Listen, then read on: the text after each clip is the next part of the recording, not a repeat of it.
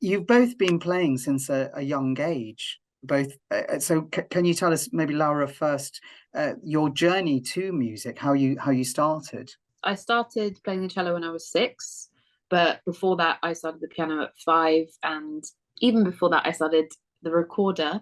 And I had recorder slash knitting slash baking lessons with this lovely lady in my village who still is like a great supporter of mine. And that was just a really nice way to be introduced to music because she also taught me how to read music, and it was a very like a wholesome experience. Also, my first cello teacher like has developed her own system that she uses with beginners, and again, very wholesome and lots of like fun games to play. And it just was a really nice, non-pressured environment to start music with. Amazing, and learning several skills at the same time. And Jams, did you start on the piano at an early age? Yeah, so I started, yeah, I think 5 as well. And before that, I'd started in the brass band. I dread to think what we sounded like. There is some hilarious video footage of me playing when I'm young. But also, yeah, I guess it was also like a social thing because as a pianist, often you're on your own. Mm. Whereas to start off and it be a social thing was very, yeah, was great. I loved it. Laura, you obviously, we were just chatting earlier on about winning BBC Young Musician and then having multiple awards for your debut album.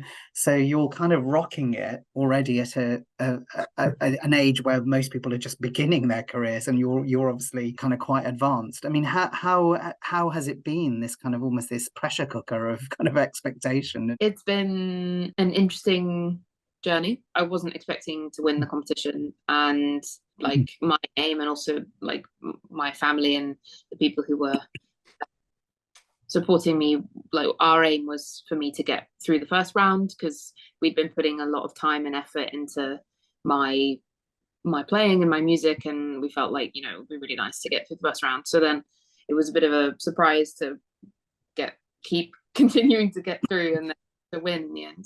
I really felt like I didn't want to do anything I wasn't ready for. And so, there were some offers for recording deals and stuff like that. And I really wanted to wait with my first recording. In the final itself, I really wasn't that nervous, and I was just really excited to be playing with such a good orchestra. And pretty much immediately after, I suddenly had much higher expectations of myself, and I felt like I needed to live up to this thing. And I became quite hard on myself. Like I'm trying to work through that like now, 10 years later. So I think like other people who have won the competition have had a much more pressure cooker experience, but I think I'm like quite a sensitive person, and definitely an overthinker, and also just very sensitive to the environment around me, and I soak up a lot of what's going on.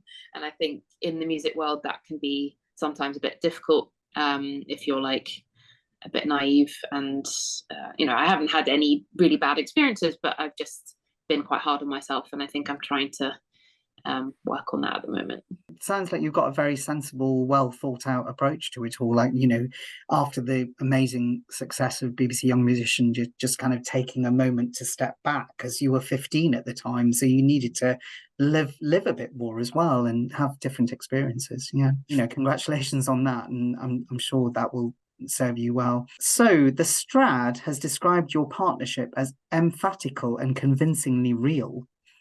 And how do you feel your relationship as musicians has grown, and how do you kind of complement each other? How do you keep that energy, that novelty going? I mean, presumably you're programming new things all the time, but you're bringing different influences back from the different playing you're doing in different circumstances. But when it comes down to the two of you, what is it there?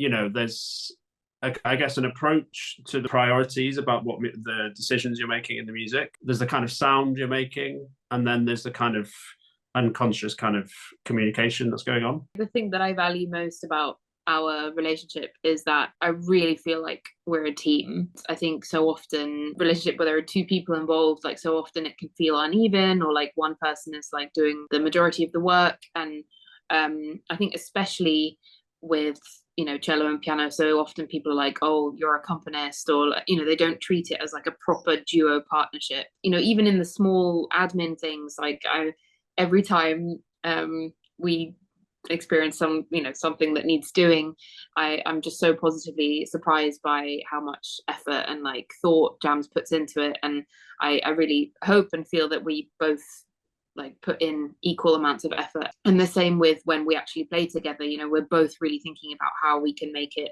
the most convincing or the most fun, and it just feels like we are both in it with our hearts, and then we also have a really fun time together. That's equally important, I think. In any relationship, you kind of grow and people change as individuals. And actually, because we started playing 6 years together 6 years ago, and it's one of those things where people's priorities change in terms of musically, but also in life, and you grow. And actually, the partnership with Laura is one that has kind of flourished with that. One perfect example of how we function is we were going through our edits for the CD that's coming out in February, Path to the Moon, and pretty much on every track our comments were almost the same. I think it's equally important to disagree and to have it out with each other, and but it's just so nice to have someone who really sees eye to eye with me. And then also we really support each other in going for what we want. The edit process, it can be quite stressful, and you start to think, oh, am I going crazy? And am I overthinking this? But then with each other's support, we can feel like, oh no, I really want to try for this sound or whatever. It's wonderful to hear you both talk about how the relationship has developed. And I suppose what you were just saying, Laura, is utter trust, isn't it, in each other? That you've got each other's backs. And I love you were talking about how there's not an inequality, that you're genuine partners. That's great. And you mentioned the CD there, Laura. Obviously that's going to be a big highlight for you in the early part of next year. What else is on the cards? Presumably quite a lot of concerts when you are promoting the CD and playing pieces from the CD. So we've got a couple of things in early next year. In February, I guess we released the CD, which is just after our St. George's thing, actually. There'll be a little teaser. This is the second one we've done together. Laura's taking a sabbatical between June and October. As soon as Laura's back, we're doing the Cello Biennale in Amsterdam, and then we've got a Wigmore Hall date as well. And then looking forward to the St. George's concert. Obviously, great. Really excited to have you both here. It's quite a varied programme, and you've got kind of lush Debussy alongside some kind of spiky Schnittke.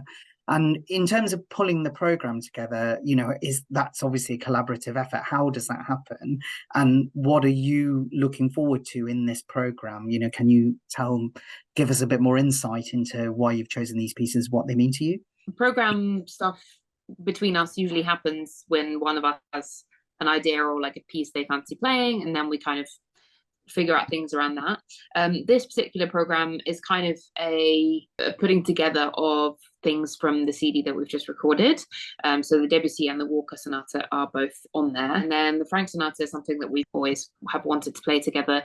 The Schnittke Suite in the Old Style is prospective, maybe recording soon idea, and I love playing it. It's just a really cool piece. It's not the kind of Schnittke that a lot of people are used to. It's not like the hardcore pretty gritty stuff. It's just like with a funky Schnittke twist, which I absolutely love. And then Nadia Bollinger's three pieces is something that we play together a lot. They fit into basically any program, and it fits with the sort of French theme. I mean, I really believe in trying to diversify concerts and present music that's just really fantastic and hasn't been heard as much as it should have been. So we often try to program things that we feel deserve to be heard more often. The program is kind of along the lines of what we usually program. I guess the Debussy and the Franck in the second half are kind of established kind of masterworks. These are incredible pieces, but that are also well known.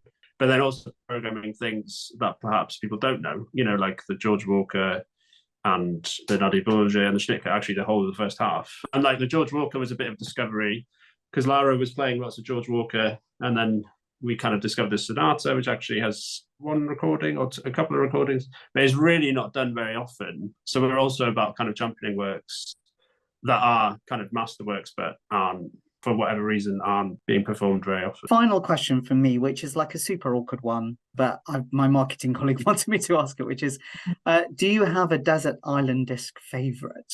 I go through such phases with music. Like right now, I'm quite into an album by Garfunkel, but I'm not sure I would want to listen to that over and over again. Probably the thing that immediately came to mind. There's a kind of album with Jesse Norman, Strauss, Four Last Songs. I don't know if you know it. It's just the most gorgeous music ever. Thank you very much. I'm really looking forward to seeing you both here at St George's.